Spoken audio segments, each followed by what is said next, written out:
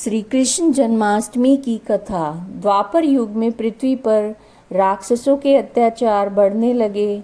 पृथ्वी गाय का रूप धारण करके अपना दुख सुनाने के लिए और अपने उद्धार के लिए ब्रह्मा जी के पास गई। ब्रह्मा जी सभी देवताओं को साथ लेकर पृथ्वी को विष्णु के पास क्षीर सागर लेकर गए। उस समय भगवान विष्णु अनंत सैया पर शयन कर रहे थे और स्तुति करने पर भगवान की निद्रा भंग हो गई। भगवान ने ब्रह्मा और सभी देवताओं को देखकर उनके आने का कारण पूछा तो पृथ्वी बोली, भगवान, मैं पाप के बोझ से दबी जा रही हूँ, मेरा उद्धार कीजिए।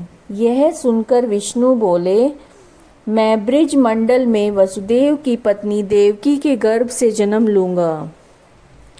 तुम सब देवतागण ब्रिज भूमि में जाकर यादव वंश में अपना शरीर धारण करो। इतना कहकर भगवान अंतर्ध्यान हो गए। इसके बाद देवता ब्रिज मंडल में आकर यदुकुल में नंद, यशोदा और गोप गोपियों के रूप में पैदा हुए।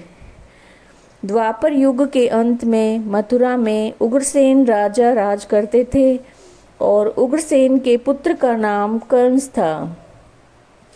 कंस ने उग्रसेन को बलपूर्वक सिंहासन से उतारकर जेल में डाल दिया था और स्वयं राजा बन गया।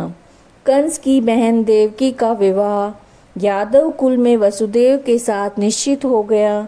जब कंस देवकी को विदा करने के लिए रथ के साथ जा रहा था तो आकाशवाणी हुई कि हे कंस, जिस देवकी को तू बड़े प्रेम से विदा कर रहा है उसी का 8वां पुत्र तेरा संहार करेगा। आकाशवाणी की बात सुनकर कंस क्रोध से भर गया और देवकी को मारने को तैयार हो गया। उसने सोचा ना देवकी होगी ना उसका कोई पुत्र होगा। और वसुदेव जी ने कंस को समझाया कि तुम्हें देवकी से तो कोई भय नहीं है ना, देवकी की 8वीं संतान से तुम्हें भय है, इसलिए मैं उसकी 8वीं संतान तुम्हें सौंप दूंगा और तुम्हारी समझ में जो आए उसके साथ वैसा ही व्यवहार करना। कंस ने वसुदेव जी की बात को स्वीकार कर लिया और वसुदेव और देवकी को कारागार में बंद कर दिया। तत्काल नारद जी वहां पहुंचे और कंस से बोले कि ये कैसे पता चलेगा कि 8वां गर्भ कौन सा है।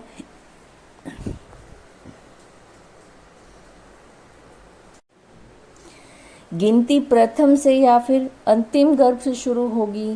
कंस ने नारद जी के परामर्श पर देवकी के गर्भ से उत्पन्न होने वाले समस्त बालकों को मारने का निश्चय कर लिया। इस प्रकार एक एक करके कंस ने देवकी के 7 बालकों को निर्दयता पूर्वक मार डाला। भाद्रपद के कृष्ण पक्ष की अष्टमी को रोहिणी नक्षत्र में श्री कृष्ण का जन्म हुआ था और उनके जन्म लेते ही जेल की कोठरी में प्रकाश फैल गया। वासुदेव देवकी के सामने शंख, चक्र, गदा पद्मधारी चतुर्भुज भगवान ने अपना रूप प्रकट करके कहा, अब मैं बालक का रूप धारण करता हूँ, तो मुझे तत्काल गोकुल में नंद के यहाँ पर पहुँचा दो। उनकी अभी अभी जन्मी कन्या को लाकर कंस को सौंप दो। तत्काल वसुदेव जी की हथकड़ियाँ खुल गई, दरवाजे अपने आप खुल गए और पहरेदार सो गए। वसुदेव कृष्ण को सूप में रखकर गोकुल चल दिए और रास्ते में यमुना श्री कृष्ण के चरणों को स्पर्श करने के लिए बढ़ने लगी। भगवान ने अपने पैर लटका दिए और चरण छूने के बाद यमुना अपने आप घट गई। वसुदेव यमुना पार करके गोकुल में नंद के यहाँ पर गए। बालक कृष्ण को यशोदा जी की बगल में सुलाकर कन्या को लेकर वापस कंस के कारागार में आ गए। जेल के दरवाजे पहले पूर्ववत बंद हो गए। वसुदेव जी के हाथों में हथकड़ियाँ पड़ गई और पहरेदार जाग गए, यानी कि सब कुछ वैसा ही हो गया जैसा पहले था।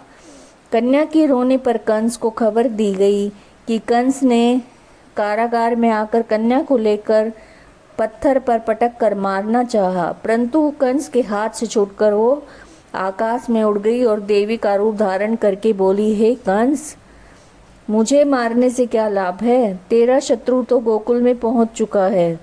यह दृश्य देखकर कंस है वो हैरान रह गया और व्याकुल हो गया। कंस ने श्री कृष्ण को मारने के लिए अनेक दैत्य भेजे। श्री कृष्ण ने अपनी अलौकिक माया से सारे दैत्यों को मार डाला।